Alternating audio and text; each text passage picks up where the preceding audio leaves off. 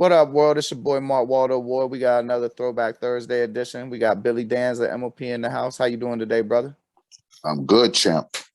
Hey, I want to talk about the Ante Up remix, but before we even get in anything, I gotta tell you a story about this, man. Okay. You know, y'all should go check out our main episode because I accidentally lied to you. I saw y'all twice, not just on the Massacre tour. I saw y'all at Rock the Bells in DC. You know, what the day Hands On got hands on with Joe Budden and shit, and Right. and so like this. I think I had my first son with my wife, but we weren't married yet, but we were engaged. And you know how, like, you know, sometimes your spouse might not listen to you, or when they, you know, when you tell them something, they question it before they listen to it. And I don't know if you remember, Rock the Bells had multiple stages, and I had to get over to the M.O.P stage, and I can't remember if it was a remix. I know Teflon was there, but I don't think Remy. Well, I think Remy Ma definitely wasn't there, but I know but. I don't remember which version you played, but as soon as the Open the Note came on, I looked over at my wife and I was like, "Get your guard up." And instead of getting her guard up, she looked at me and she said, "Why?" And as she was like, "Why?" It was, and then she put her guard up. And I mean, she cool with mosh pits and everything. But to this day, like, she ain't get fucked up or nothing. You know what I'm saying? Okay, good. Like good. now, she had a great time when we was talking about it earlier. She was like, "I loved it. I loved the show, all that." Yeah. Now, if she got fucked up, I wouldn't be telling the story. You know what I mean? But to this day, I still use that shit as ammunition. If like we having a disagreement about who's right or who's wrong, I might just be like, "Come on now, yap that shit."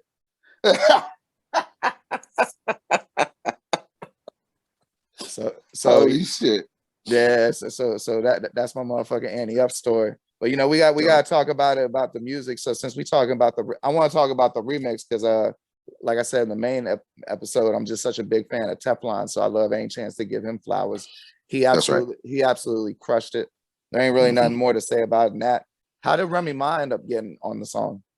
That's funny, and I would say it straight to you. She forced her way on it. She strong-armed her way on the record. That's my version of it, right? Because I didn't know she was going to be on the record. And I came to the studio. She had already did her verse. I came to the studio and I could hear it. I could hear the, run that, run that, run that. Now that's a rendition from my original verse. But I know it's not me. I can hear it's not even my voice. Right. So when I get in the studio, I'm like, wow, it's her. She's sitting in the studio. Yeah, she kind of just, I'm glad she got on that record.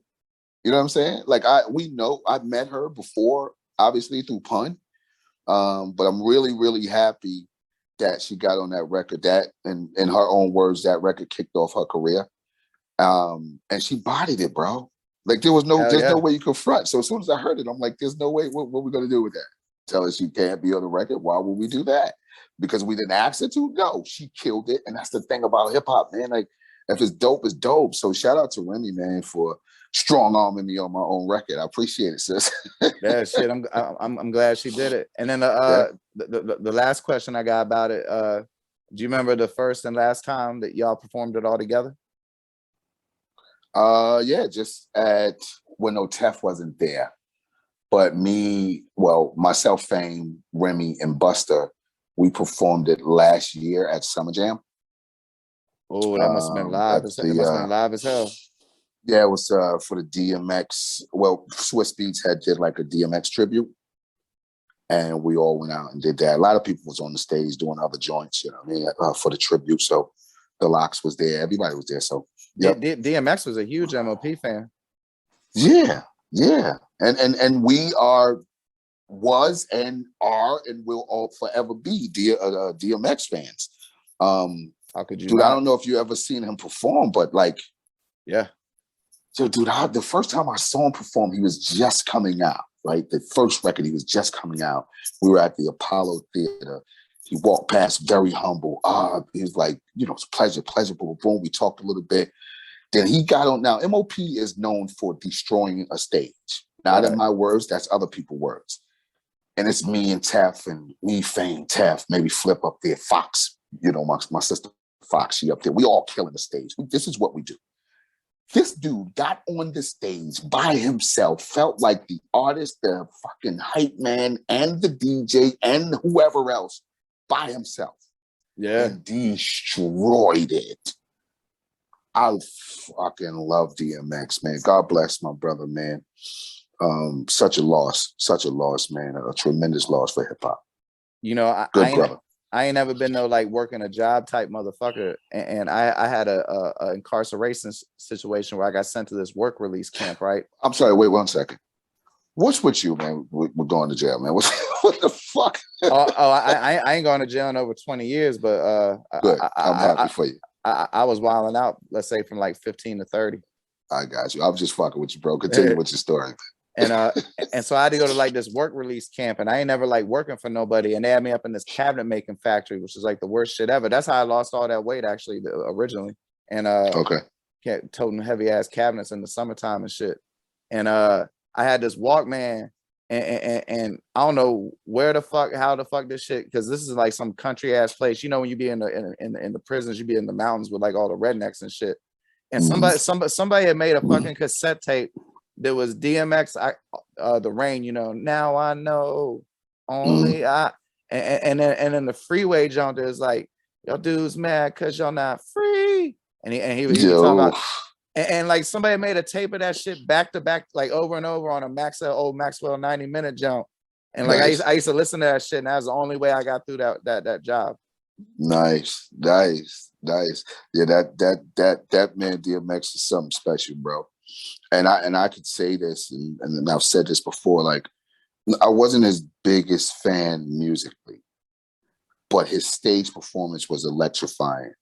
But I was really a fan, and I am a fan of him, right? Yes. Earl Simmons, right? Yes, sir. A fan of him because this dude was he was honest with himself, and he was honest with the people around him, whether you liked them or not. So, yeah, I remember having a press conference where we were talking about doing Rock the Bells. We all were talking about it. We had this big press conference, and I hadn't seen him in years, and I was so happy to make the statements that I made where I forgot I was even talking to the reporters, and I turned to him and just let him understand like what he means to me and how much of a fan of him, the man, not the artist that I was. Good brother, man. Good brother. Man, that's what's up. That's an awesome ending, man. Thank you so much for your time. That's one of the best Throwback Thursdays ever, brother. I appreciate it. Thank you, champ. I appreciate you, man. I'm gonna get that vinyl over to you too. Man, like I said, thanks a lot, man. Let's touch base down the road. I want to keep supporting your career and posting your music, and I want to make sure I don't never miss none again in my life that you release. My man. Thank you, bro. No doubt. Yes, sir. Flowers to the wife. Yes, sir. Thank you. Salute. Salute. Peace.